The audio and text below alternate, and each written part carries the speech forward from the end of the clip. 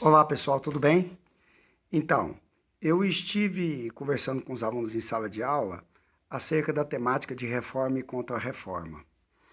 E quando eu fui analisar com os meninos dentro da sala de aula acerca da contra-reforma, a gente analisou como que o Concílio de Trento atuou nos dois vieses do Concílio de Trento, né?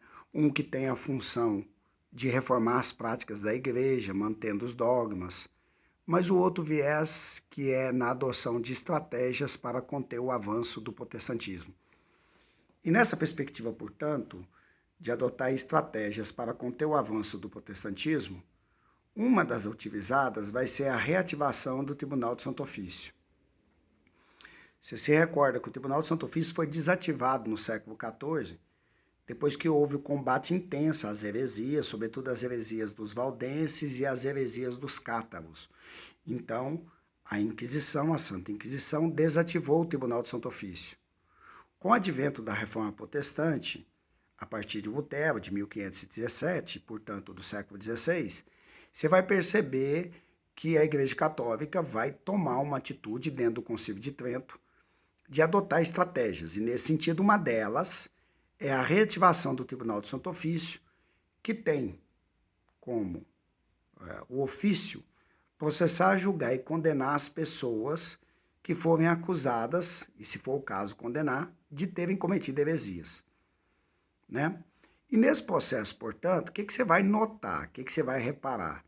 É que o grande meio utilizado pelos inquisidores dentro do Tribunal de Santo Ofício para obter, portanto, a prova era o interrogatório mediante tortura. Né? Então usava aquelas práticas assim que aos dias de hoje nos causa muito espanto, eviscerar a pessoa viva, arrancar unha com alicate, enfiar uma agulha debaixo da unha, esfolar a pessoa numa esteira que cortava. Então as práticas as mais variadas possíveis.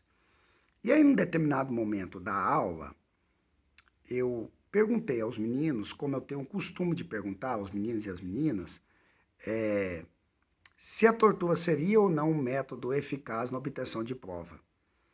E, para o meu espanto, não em uma sala só, uma parte da sala, bem intencionada, respondeu que sim, que a tortura seria um meio eficaz na obtenção de prova, e isso me causou muito espanto. Até porque as salas eram salas de bom nível, de meninos que já estão em vias de conseguirem a sua aprovação para ingressar no ensino superior em universidades de ponta. E aí é claro que antes de eu explicar e do meu assombro, né, eu me pus a fazer uma avaliação crítica do porquê disso. Nós vivemos um tempo hoje de muita confusão, de muita negação da verdade, de muita tergiversação e do uso constante de falácias, ou seja, de um tipo de interpretação numa narrativa que não é uma narrativa que coadune com a perspectiva histórica de análise, mas que gera confusão. E isso é muito potencializado pelas redes sociais. Então, eu me vi numa situação em que eu tive que fazer um alerta aos meninos. Hoje nós estamos num tempo em que muitas vezes nas redes sociais se prolifera a ideia de que em regimes autoritários morreu quem tinha que morrer, foi torturado quem tinha que ter sido torturado, e aí com isso você vai criando uma ideia de que a tortura possivelmente possa ser um meio eficaz de obtenção de prova, quando na verdade não é. E a razão de não ser é explicado tanto pelas ciências criminais, mas também pela própria psicologia criminal, a psicologia forense. Porque nas torturas, o normal é que a pessoa comece a dizer alguma coisa, não porque aquilo que está sendo perguntado vá traduzir uma verdade, mas aquilo que está sendo perguntado vai ser respondido de tal maneira que aquele que está sendo torturado, ele diz alguma coisa que afasta o seu carrasco, que afasta o torturador. E nesse sentido, portanto, a tortura está longe de elucidar uma verdade como tal, porque ela impossibilita com que a pessoa extraia da pergunta do inquisidor ou do carrasco, que assim o seja, daquele que está torturando, uma noção de verdade, que seja verdade mesmo. Então, muitas vezes você está se vendo eviscerado, você está torturado, você está no limite da sua dor. E você já está naquele limite que você ainda tem consciência da dor. Porque a dor, sobretudo, dor, quando nós temos consciência dela. Quando transpassa o limite da consciência, a gente já não é mais capaz de sentir dor. Você vive aí uma experiência, talvez, de letargia, de quase morte. E o torturador, geralmente, ele atua no limite da dor.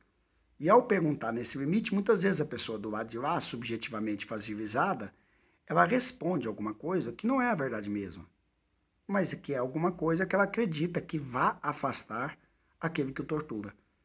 Entende? E por isso que hoje, tanto assim, o próprio César Beccaria, ele já começa a argumentar alguma coisa nesse sentido. Depois, o Michel Foucault também faz uma análise disso, meio que margeando no seu Nascimento da Prisão, no Vigiar e Punir, mas dentro das ciências criminais, né, numa interseccionalidade com a psicologia forense, você tem largos estudos que demonstram a ineficácia da tortura como meio para a obtenção de prova. E por isso que quando a questão dos direitos humanos passa a ser discutida de maneira mais detida, de maneira mais profunda, como resultado direto daquilo que acontece na Segunda Guerra Mundial, pelo Holocausto, que os judeus e os ciganos sofreram durante a Segunda Guerra Mundial, é que a pauta dos direitos humanos vem para dentro. E aí é com isso, justamente, que a Declaração Universal dos Direitos Humanos vai condenar essas práticas insidiosas, inclusive a tortura como meio de obtenção de prova, entendeu? E depois a Convenção de Genebra ratifica isso, e o Pacto de São José de Costa Rica, que o Brasil inclusive é signatário e que confirmou em 92 no governo Itamar, também ratifica essa perspectiva. Por isso que o ordenamento da ONU, e juntamente com a ONU, e subestabelecendo abaixo da ONU, os ordenamentos jurídicos liberais que se fazem constitucionais, eles condenam a tortura como meio de obtenção de prova. E por isso que no Brasil, inclusive, na nossa Constituição de 88, no artigo 5º, tortura é um crime inafiançável. Por quê? Porque ele fere a dignidade da pessoa humana e ele se mostra extremamente ineficaz na obtenção de prova. Entende? Então eu fiquei preocupado, porque muitas vezes você se projeta uma questão de vestibular, e olha o tanto que a coisa é complicada. Aí você se projeta a uma questão ou a uma redação. A partir de uma resolução do governo Temer, a menção contrária aos direitos humanos não mais anula a sua redação, mas ela pode, sem sombra de dúvida, prejudicar na pontuação. Entende?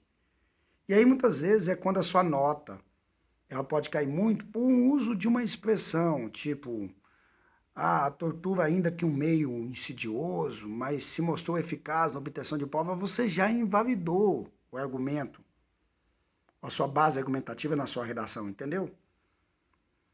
E eu reconheço que hoje nós somos muito contaminados por uma série de coisas que são colocadas nas redes sociais e que nos sugestionam, fazendo com que nós internalizemos muitas vezes o entendimento que ele não tem guarida científica, que ele não tem base científica, que ele não tem alicerce científico.